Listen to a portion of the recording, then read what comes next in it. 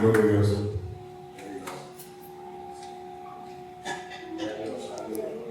Aleluya, y a su nombre. Y a su nombre. Quien vive. Y a su nombre sea la gloria. Amén. Me gozo de estar nuevamente en este lugar. Para mí es una gran honra poderles acompañar y poder compartir con ustedes en esta mañana. Le invito a que usted pueda abrir su Biblia en el libro de Apocalipsis, en el capítulo 3, versículos del 1 al 12. Perdón, en el capítulo 3, versículos del 7 al 12. Corrijo. Cuando tenga la palabra, se coloca el pie con reverencia al Señor de la palabra. Amén. Leemos la palabra en el nombre del Padre, en el nombre del Hijo, en el nombre del Santo Espíritu, y nosotros que somos la iglesia decimos amén. Decimos amén. Escribe al ángel de la iglesia en Filadelfia: esto dice el Santo, el verdadero, el que tiene la llave de David, el que abre y ninguno cierra, y cierra y ninguno abre. Yo conozco tus obras. He aquí he puesto delante de ti una puerta abierta, la cual nadie puede cerrar. Porque aunque tienes pocas fuerzas, has guardado mi palabra y no has negado mi nombre. He aquí, yo entrego de la sinagoga de Satanás a los que dicen ser judíos y no lo son, sino que mienten. He aquí, yo haré que vengan y se postren a tus pies y que reconozcan que yo te he amado. Por cuanto has guardado la palabra de mi paciencia, yo también te guardaré de la hora de la prueba que ha de venir sobre el mundo entero, para probar a los que moran sobre la tierra. He aquí, yo vengo pronto. Retén lo que tienes para que ninguno tome tu corona. Al que venciere, yo le haré columna en el templo de mi Dios y nunca más saldrá de allí. Y escribiré sobre él el nombre de mi Dios y el nombre de la ciudad de mi Dios, la nueva Jerusalén, la cual desciende del cielo de mi Dios, y el nombre y mi nombre nuevo. Aleluya. Padre, te damos las gracias por tu amor, por tu misericordia. Bendícenos, Señor, en esta mañana con tu hermosa presencia. Amén y amén. Pueden ponerse como aleluya, diciendo gloria a Dios, bendiciendo el nombre de nuestro Señor. Santo es nuestro Dios. El apóstol Juan, que fue el siervo que el Señor utilizó para escribir el libro de Apocalipsis, habló mensajes a 7 iglesias, y los estudios han demostrado, la historia ha demostrado que cada una de las iglesias a la cual se le escribió es una época de la historia que se estuvo viviendo, y que la iglesia de Filadelfia es a la iglesia que no se le reprochó que haya hecho algo inapropiado. Ahora, en el tiempo que Juan le escribió a la iglesia en Filadelfia, Filadelfia estaba en una región de Asia Menor. Hoy en día en esa región está la ciudad de Turquía, y Filadelfia estaba ubicada en una ruta muy comercial en medio del imperio.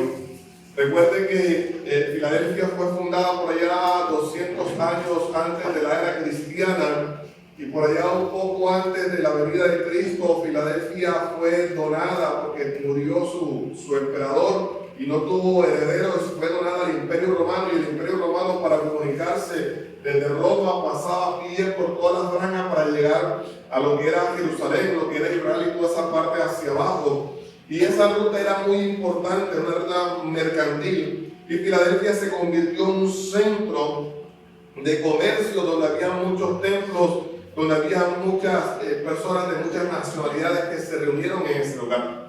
Y cuando el apóstol le escribe a la iglesia que estaba en Filadelfia, el Señor se le revela a ellos y le dice: el santo y el verdadero, el que tiene la llave de David. ¿Por qué el Señor se le revela a la iglesia de esta manera? Porque el apóstol Juan va y se agarra de una profecía que está en Isaías 22:22, donde dice que se le daría la llave sobre su hombro y él abriría y nadie cerraría, y él cerraría y nadie abriría. Y esto le estaba diciendo a la iglesia de Filadelfia que ellos están bajo esa cobertura del Señor, que ellos están bajo esa protección de Dios. Cuando el pueblo de Israel menciona el reinado de David, están mencionando la grandeza de lo que era el pueblo. Cuando el pueblo de Israel habla del reinado de David, habla de la expansión de la presencia de Israel en todo el territorio. Cuando el pueblo de Israel habla del reinado de David, el judío automáticamente se va a aquella época de gloria donde el rey David salía y conquistaba y el imperio era majestuoso solamente por la misericordia de Dios. Entonces el profeta, a través de la guía del Espíritu Santo, le dice al pueblo, el que tiene la llave de David, dice: yo tengo esa llave de David, yo abro las puertas para ti y nadie te las puede cerrar, y yo cierro las puertas en contra tuya y nadie podrá abrirla. Ese mismo Dios que conocía la condición de la iglesia de Filadelfia, que era una iglesia que era débil en número, que era débil de pronto en muchas obras seculares, en construcciones, pero que era fuerte porque tenía una convicción clara de quién era su Dios. Esta iglesia de Filadelfia era una iglesia que se amaba, una iglesia que amaba a Dios, una iglesia que tenía un amor y una pasión por Dios, tanto que Dios le dice: he aquí, yo he puesto delante de ti una puerta abierta. Cuando hay una integración en medio del pueblo, cuando el pueblo se ama, cuando el pueblo se abraza, cuando el pueblo respeta al hermano, cuando el pueblo aprecia al hermano, entonces se da lo que es la coinonía, se da la unidad, y en medio de la unidad Dios empieza a derramar una bendición. El Espíritu Santo de Dios vino sobre el aposento alto cuando todos estaban reunidos, juntos y unánimes. A veces estamos juntos, pero no unánimes. A veces estamos unánimes, pero no juntos. Hay gente que vive en la misma casa y no se habla con el papá. Hay gente que vive en la misma casa y no se habla con la mamá. Están juntos, pero no unánimes. Hay gente de la iglesia que se habla con un hermano, pero no se habla con el otro. Hay gente delante de la iglesia que se habla con los pastores, pero no se habla con los líderes. Y en medio de esa iglesia no podrá haber un derramamiento de la gloria de Dios, porque no hay unidad. En medio de la unidad, ahí está Dios derramando de su gloria. En medio de la unidad, ahí está Dios derramando de su presencia, porque Él es todopoderoso. Aleluya. Cuando la iglesia primitiva comenzó, dice que todos traían, vendían sus posesiones. Y dice que las vendían porque había persecución, eran expropiadas, eran quitados los bienes de las personas que se convertían en el evangelio. Y ellos preferían venderlas antes que el imperio se quedara con las posesiones. Y traían todo a los pies de los apóstoles. Y los apóstoles tomaban ese recurso y lo administraban y bendecían al pueblo de Dios. Y la iglesia fue expandiéndose.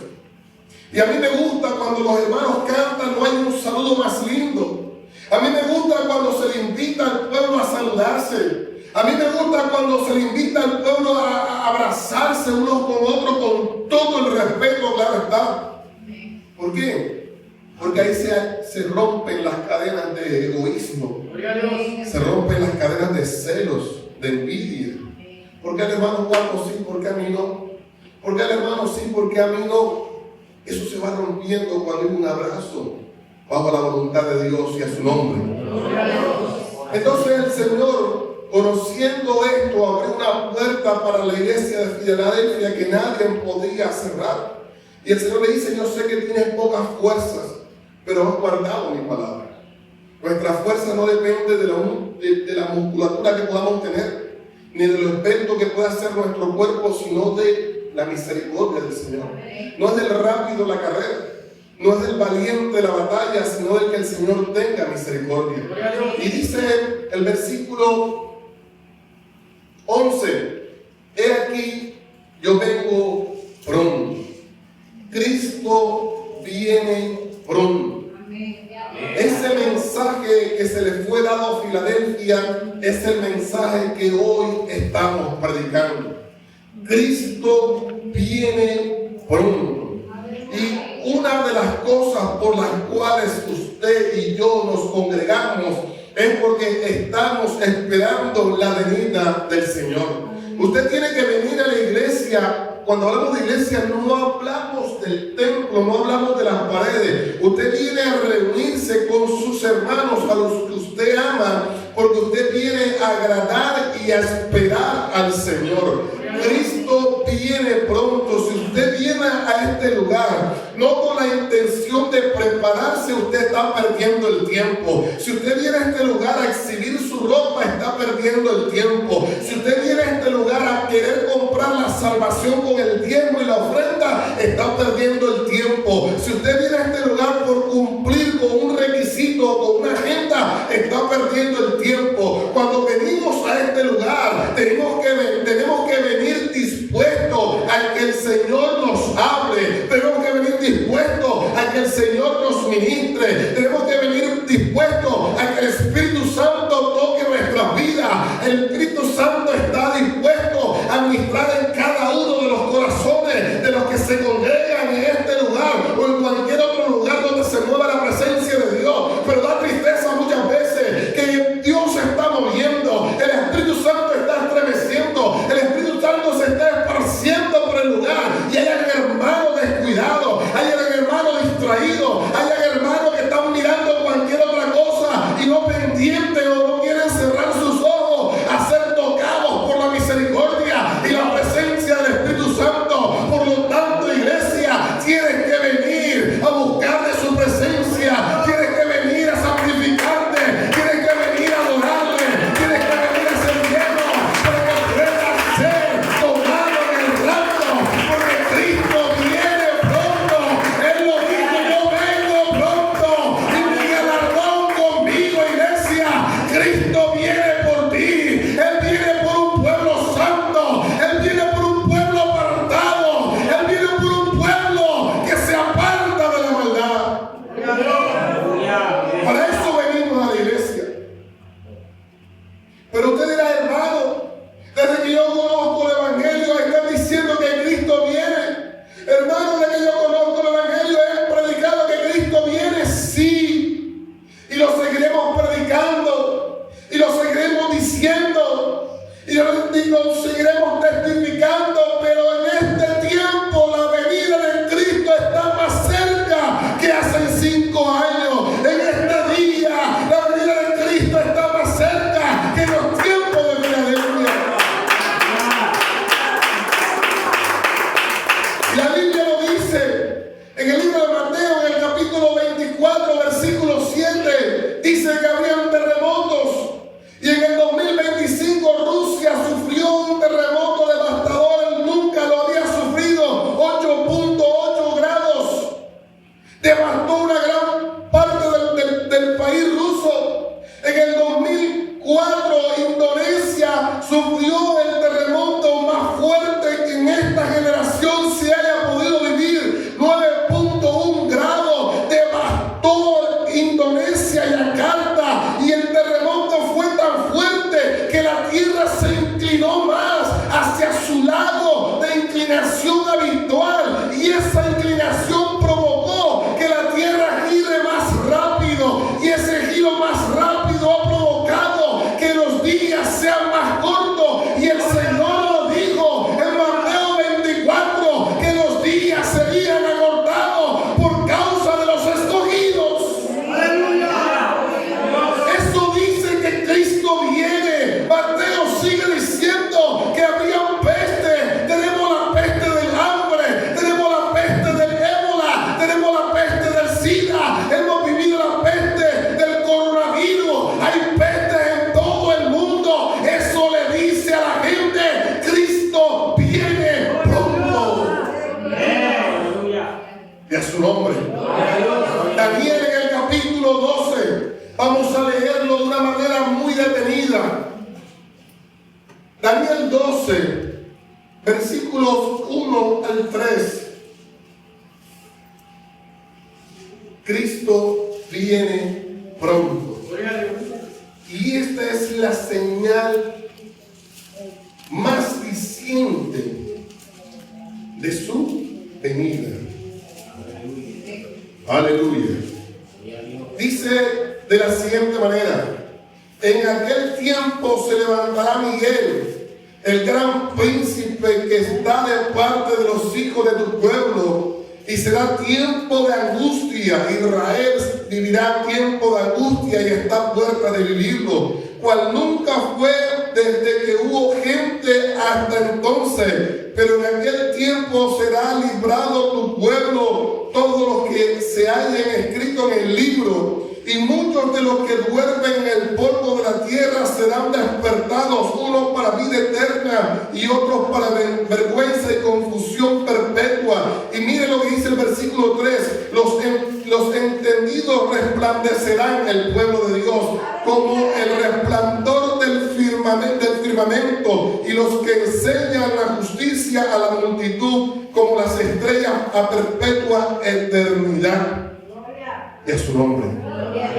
Versículo 4: pero tú, Daniel, cierra las palabras y sella el libro hasta el tiempo del fin. Muchos correrán de aquí para allá y la ciencia se aumentará. Esta es la profecía cumplida de este tiempo. La ciencia se aumentará. Usted ve un video que no sabe si es verdad o es montaje. El famoso chat GPT, la IA, el otro chat y el otro chat. Usted habla con una mujer que no sabe si es mujer de nacimiento. Usted habla con un hombre y usted no sabe si es un hombre de nacimiento. Gloria a Dios. La ciencia ha aumentado. En Cartagena hay un hombre que se operó, que es muy famoso. Se operó y parece una mujer. Habla como mujer, camina como mujer, se llama Raúl, o lo conocen como Raúl. Y por ahí hay una cantidad de videos tremendos. La ciencia ha aumentado. La ciencia en este tiempo ha aumentado. La ciencia ha aumentado tanto que en Estados Unidos están pagando algo más de $300,000 para meter a una persona en una cabina de congelamiento para poderlo revivir en 30, 50, en 100 años, de acuerdo al contrato que la persona haga. Eso está haciendo la ciencia. Eso nos dice que Cristo viene pronto. Mire, preocupante que la ciencia aumente de esta manera.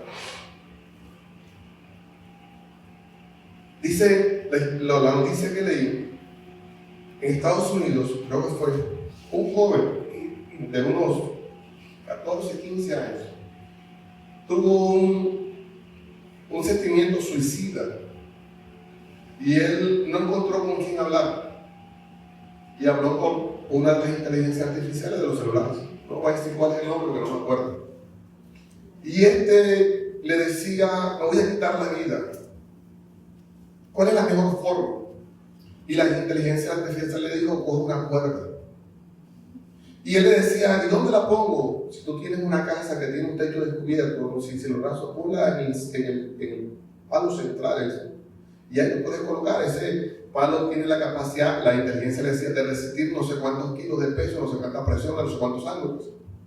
Y el muchacho en su interior le decía: pero si lo hago en la sala, la gente se va a dar cuenta. Y dice: no te preocupes, lo haces entre tal hora y tal hora que la gente está durmiendo y nadie se va a dar cuenta. Y cuando alguien quiere darse cuenta, ya todo está consumado. Y el muchacho se quitó la vida. Gloria a Dios.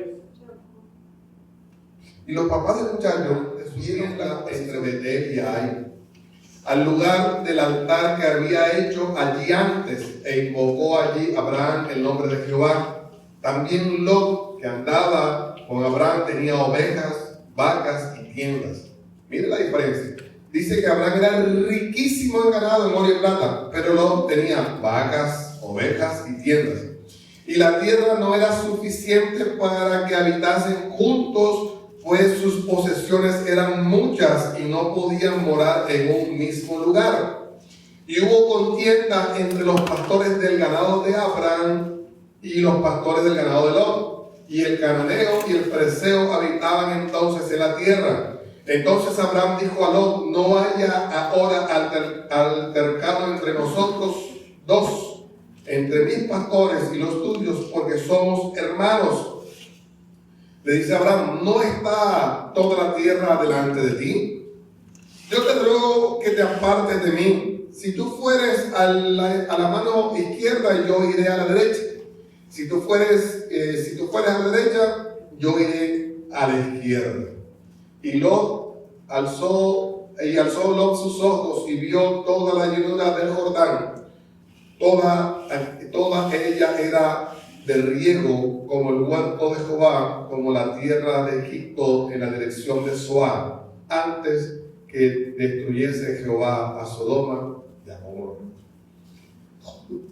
Dios llamó a Abraham y le dio una promesa: que toda esa tierra sería de él, que su descendencia sería numerosa, que él lo bendeciría en gran manera, que si alguien podía contar las estrellas del cielo, podía contar la descendencia de Abraham, que si alguien podía contar la arena del mar, podía contar la descendencia de Abraham. Y Abraham, cuando Dios lo llamó, tomó a Lot su hijo, y el hombre que tenía la promesa, que era Abraham, esa unción de Dios en Abraham, permitió que Lot también tuviese bendiciones. Y dice que llegó un momento en que ambos tenían muchas posesiones, y el hombre que tenía la promesa, que era Abraham, tenía el derecho de poder escoger primero. Dios me llamó a mí, yo me voy para allá, tú vete para este lado. Pero resulta que Abraham fue sabio y le dijo a Lot: mira, tú escoges. Si tú coges la derecha, yo cojo la izquierda. Si tú coges la izquierda, yo cojo la derecha. Ahí. Y dice que Lot miró hacia adelante y vio la llanura. La llanura era una tierra fértil de muchos pastos, mucha agua, mucha comodidad. Las ovejas, las vacas podían estar tranquilas. Y Lot va y camina hacia ese lugar. Cuando Lot camina hacia allá, hacia el otro lado están las montañas. Las montañas estaban llenas de piedras, estaban llenas de espinos, estaban llenas de árboles, estaban llenas de dificultades, estaban llenas de lobos feroces, cuanta cosa. Y Abraham, que tenía la promesa, caminó hacia allá. Pero resulta que Lot, en medio de su riqueza, se creyó que lo tenía todo. Lot creyó que era honrado, Lot se creyó que sus bienes le alcanzarían, Lot creyó que sus bienes eran suficientes, se hizo hombre honorable en medio de Sodoma, se hizo hombre de respeto en medio de esa ciudad. Pero cuando Lot creía que lo tenía todo, todo lo perdió. Lot perdió la moral, Lot perdió la intimidad con Dios, Lot perdió todo lo que podía un hombre desear. Y aún así, cuando Lot salió de aquel lugar que Dios iba a destruir, su propia esposa, renegando lo que Dios le había entregado, la salvación, caminar hacia adelante sin mirar para atrás, desobedece a Dios y mira hacia atrás y se convierte en una estatua de sal que permanece hasta el día de hoy. Y aún peor todavía, en la casa de Lot, los principios morales se habían perdido de tal manera que cuando estas niñas, las hijas de Lot, salieron de aquel lugar, se escondieron en una cueva y emborracharon a su padre, y la una se acostó un día y la otra se acostó otro día con su padre, y ambas quedaron embarazadas, haciendo esta escena el primer incesto en la historia de la humanidad. Gloria a Dios. La riqueza no te da salvación. El bienestar social no te da salvación. El vestirte bien no te da salvación. El tener títulos en las paredes, cuadros, no te da salvación. Ahora, no te quiero decir que no te esfuerces en hacer riqueza. Si Dios te permite tener casa, carro, avión, barco, tenlo, pero no niegues a Dios. Si Dios te permite hacer cursos, carreras, profesiones, magíster, posgrado, algo, pero no niegues de Dios. Aleluya. Pero Lot se olvidó de Dios. Lot se olvidó de enseñarle a sus hijas y a su esposa quién era Dios. Lot se le olvidó enseñarle a sus hijas y a su esposa cómo agradar y obedecer y bendecir el nombre de Dios.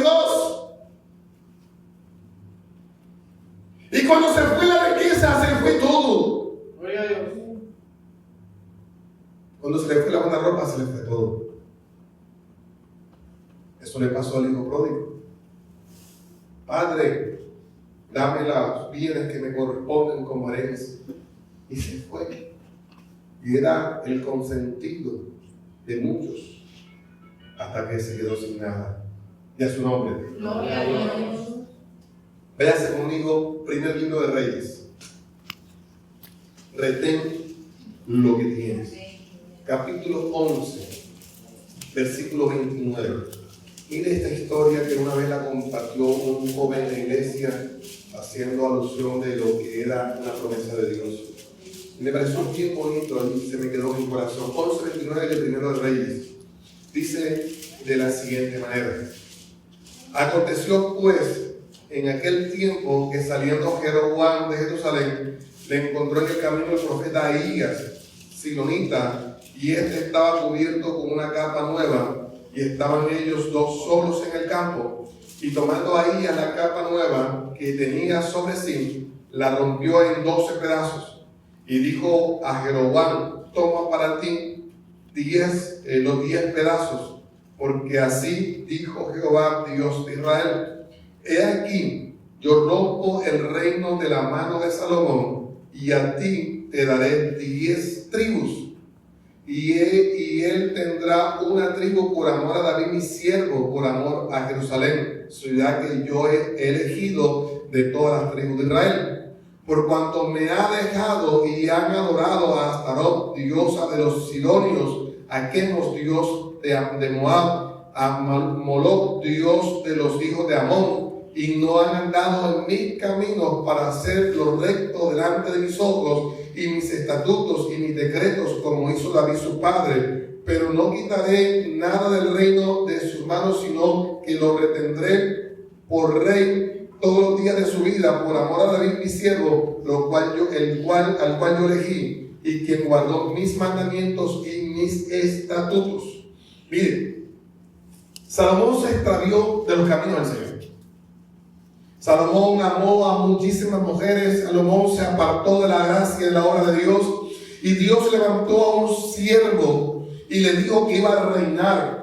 Y Dios le dijo a Jeroboam que sería grande, que sería prosperado, que sería firme su reino, que sería estable, que sería más importante que David, porque sería castigado, que sería más importante que Salomón, porque sería castigado. Pero cuando muere Salomón y Jeroboam empieza a reinar y se divide el reino, Dios cumplió su palabra. Jeroboam se quedó con 10 ciudades, con 10 tribus, con 10 partes de 12. Era hombre fuerte, era hombre temible, era hombre de prodigio. Pero resulta que Roboam, que era el hijo de Salomón, se quedó con 2, pero el templo estaba en la ciudad donde estaba Roboam. Y Jeroboam, teniendo miedo de que el pueblo se fuese y se quedara de aquel lado, olvidando lo que Dios le había prometido, olvidando lo que Dios le había hecho. Entonces Jeroboam, que había recibido la promesa, Jeroboam que había recibido la palabra, Jeroboam que había recibido que sería grande, que sería de renombre, que pasaría la historia, Jeroboam tuvo miedo de perder lo que Dios le había dado en sus manos. Entonces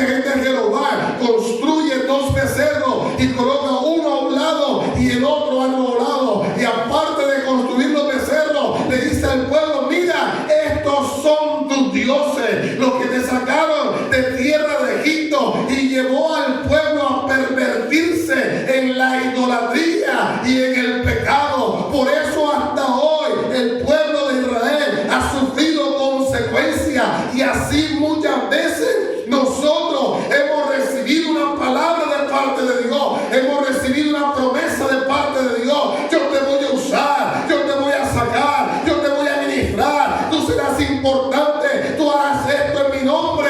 Pero se nos ha olvidado en el recorrido de nuestra vida de lo que Dios prometió hacer. Gloria a Dios. Y más aún, vamos en contra de lo que Dios dijo que haga.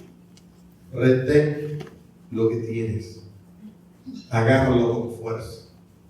Y tenemos muchos más personajes, pero vamos a mirar personas que retuvieron lo que Dios le prometió.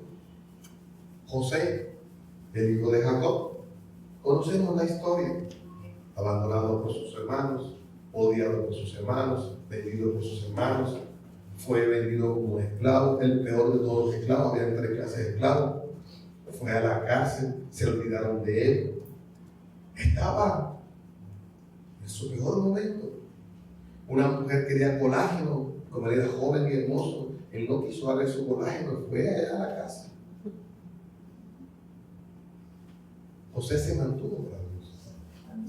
José sabía que Dios le habló, que su lazo de trigo estaba firme y los demás estaban alrededor de él. José sabía que el sol y la luna se inclinaban delante de él. Era Dios que le estaba hablando. Y José pasó por todas las dificultades durante 17 y un poco más de años. Y José se mantuvo firme al Señor. Eso nos dice que nosotros podemos permanecer firmes para el Señor. Yo me puedo imaginar, y yo creo que lo dije una vez aquí, a José en el pozo, en el hueco, en la cisterna, gritando: Salomón, Isaacar, Neftalí, Judá,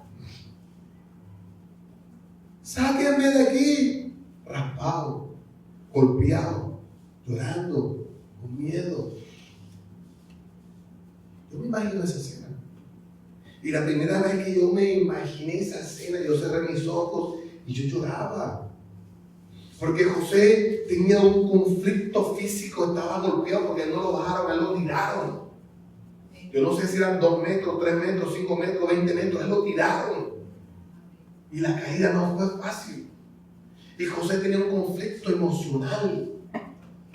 Sus hermanos, los que se habían criado con él, lo estaban perdiendo, lo estaban rechazando. Y con todo eso José se mantuvo fiel al Señor.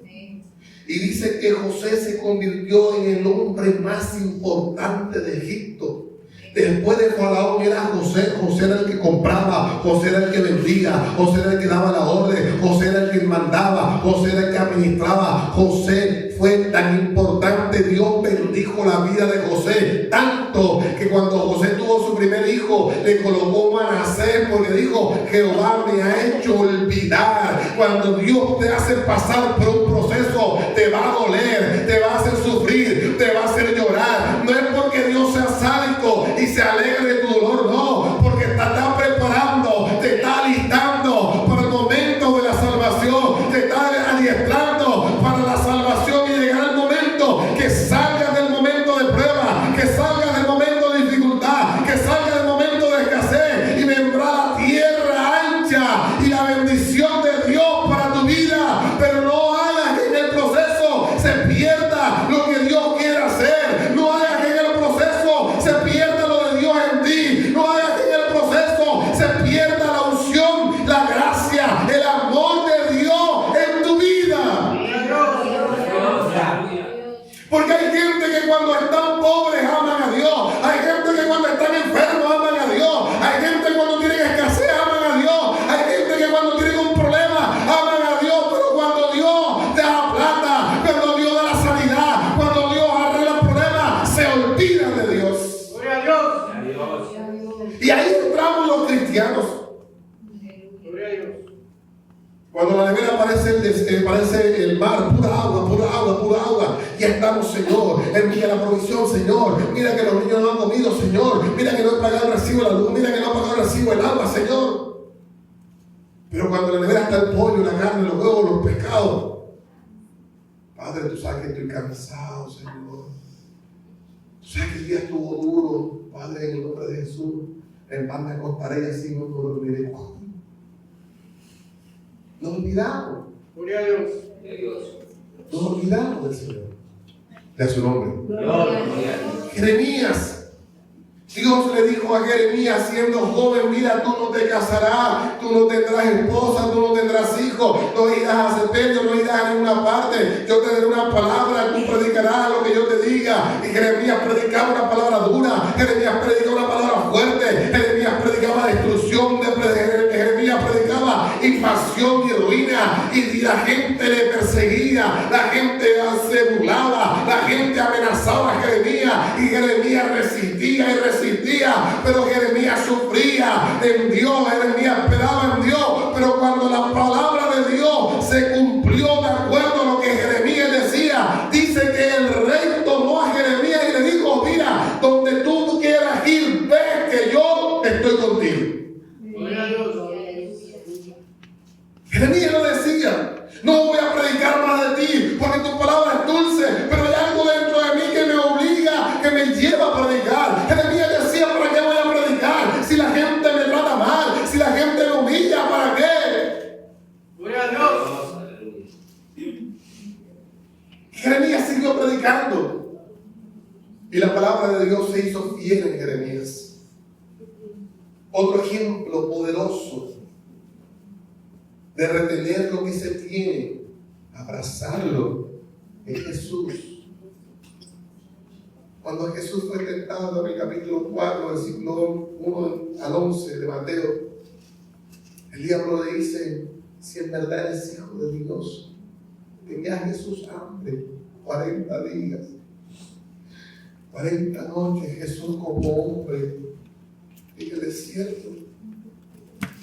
Si en verdad tú eres hijo de Dios, convierte estas piedras en pan.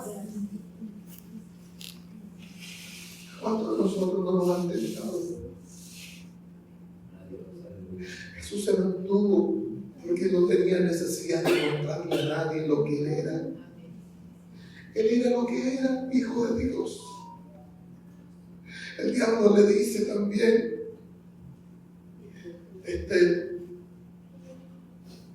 lánzate de aquí abajo, porque él mandará a sus ángeles para que te guarden. El diablo estaba provocando, incitando a que Jesús tomara su autoridad. Pero Jesús fue sabio y dice que el diablo le dice: mira,